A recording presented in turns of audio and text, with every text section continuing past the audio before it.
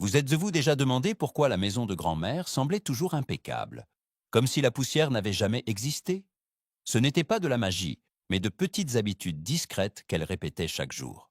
Aujourd'hui, nous allons percer ces secrets, en commençant là où la poussière s'invite le plus souvent. Êtes-vous prêt à les découvrir? 1. Règle stricte, pas de chaussures à l'intérieur. Grand-mère croyait que la poussière n'apparaissait jamais seule, elle entrait avec nos chaussures. Une étude de l'American Chemical Society montre même qu'enlever ses chaussures à la porte peut réduire la poussière intérieure jusqu'à 85%. Elle plaçait un petit meuble près de l'entrée, des chaussons doux pour les invités et un tapis lavable pour retenir les plus petites particules. Une minuscule habitude changeait l'air de toute la maison. Vous êtes-vous déjà demandé combien de poussière vos chaussures transportent chaque jour à l'intérieur? 2. Paillasson d'entrée de haute qualité. Pour elle, un bon paillasson était la première ligne de défense.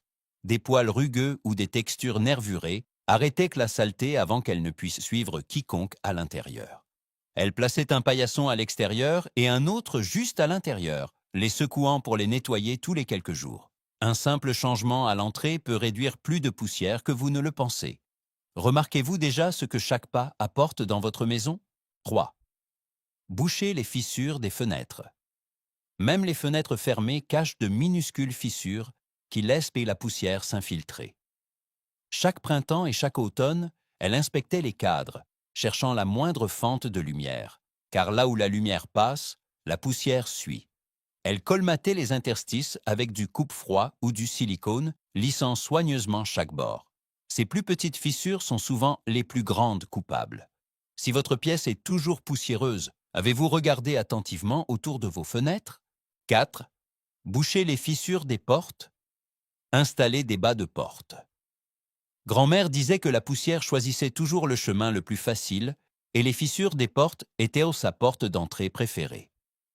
Elle vérifiait sous les portes pour la lumière qui fuyait et installait des balais de porte bien ajustés pour bloquer le flux d'air. Une fine bande de caoutchouc arrêtait ce qu'aucun balai ne pouvait attraper. Vous êtes-vous déjà agenouillé pour voir ce qui se cache sous votre porte? 5. Évitez les rideaux épais. Les rideaux épais et élégants peuvent être magnifiques, mais ils retiennent la poussière plus que presque toute autre chose. Grand-mère est passée à des tissus plus légers qu'elle pouvait facilement secouer ou laver. Un petit espace entre le rideau et le mur permettait à l'air de circuler et réduisait l'accumulation. Avez-vous déjà remarqué comment changer un seul rideau peut transformer toute la pièce? 6. Bac de rangement hermétique.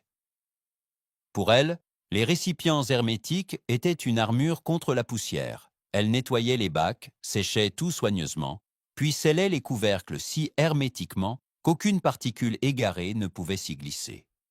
Les côtés transparents lui permettèrent de trouver ce dont elle avait besoin sans les ouvrir.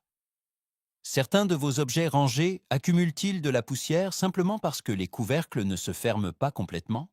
7. Nettoyer les bouches d'aération. Elle traitait les bouches d'aération comme les poumons de la maison. Des bouches sales signifiaient de la poussière partout. Elle éteignait le système, lavait les couvercles et utilisait un tuyau d'aspirateur pour retirer les débris profondément à l'intérieur. La négligence des bouches d'aération renvoie la poussière flotter dans la pièce. Quand avez-vous touché pour la dernière fois votre bouche d'aération et senti cette fine couche sur le bout de vos doigts? 8. Fermez les fenêtres pendant les saisons de pollen. Grand-mère aimait l'air frais, mais elle savait que la saison des pollens était contraire à une maison propre. Pendant les mois de pointe, elle gardait les fenêtres fermées et utilisait plutôt des ventilateurs ou des purificateurs d'air. Ce n'est que pendant les heures plus calmes du soir qu'elle les ouvrait légèrement. Avez-vous remarqué comment la poussière apparaît sur votre rebord de fenêtre chaque fois que vous laissez la fenêtre ouverte? 9. Purificateur d'air EPA. Un purificateur EPA était son compagnon silencieux. Il piégeait les particules trop petites pour être vues et rendait l'air plus léger.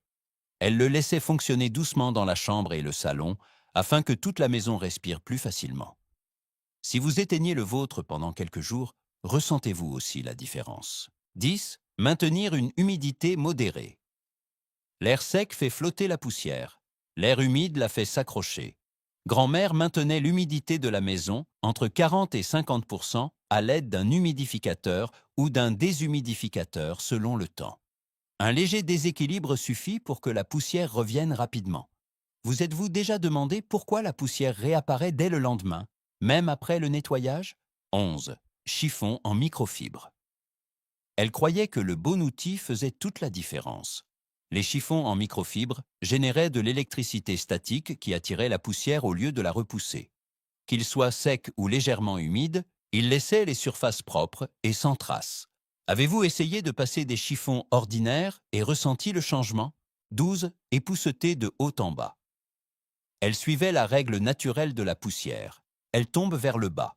Elle commençait donc toujours par les ventilateurs, les étagères hautes et les cadres, puis descendait vers les tables et les sols. Nettoyer dans le bon ordre économisait des efforts et du temps. Avez-vous essuyé dans la mauvaise direction sans vous en rendre compte? 13. Laver la literie. Chaque semaine. Pour elle, le lit était un aimant à poussière. Flocons de peau, fibres et pollen s'y accumulent plus vite qu'on ne le pense. Une fois par semaine, elle lavait tout à l'eau chaude et le séchait complètement. Même les tailles d'oreiller et les protège-matelas n'étaient jamais oubliés. Sentez-vous la fraîcheur lorsque vous vous allongez sur une literie fraîchement lavée? 14. Secouer les tapis. Les petits tapis ont l'air inoffensifs, mais retiennent des quantités surprenantes de poussière. Elle les sortait, les secouait énergiquement ou les brossait pendant qu'ils étaient suspendus. Les tapis lavables étaient nettoyés selon leurs étiquettes pour les faire durer longtemps. Avez-vous remarqué à quelle vitesse les tapis accumulent la poussière même après l'aspirateur? 15. Nettoyer les sols durs avec une serpillière humide. Balayer à sec ne fait que déplacer la poussière, alors elle utilisait toujours une serpillière en microfibre à peine humide. Des mouvements lents et superposés enlevaient tout du sol, sans laisser de traces. Passer à la serpillière humide a transformé toute la pièce. Avez-vous déjà remarqué que l'air semble plus propre juste après? 16. Nettoyer derrière les appareils électroménagers. Derrière les gros appareils se trouve l'un des endroits les plus poussiéreux de la maison. Les moteurs chauds attirent les particules et les y piègent. Tous les quelques mois, elle déplaçait doucement les appareils, passait l'aspirateur dans la zone arrière et essuyait le sol. Depuis combien de temps n'avez-vous pas vérifié derrière votre réfrigérateur? 17. Essuyer régulièrement les plaintes. Les plaintes sont basses et discrètes, souvent ignorées mais toujours poussiéreuses.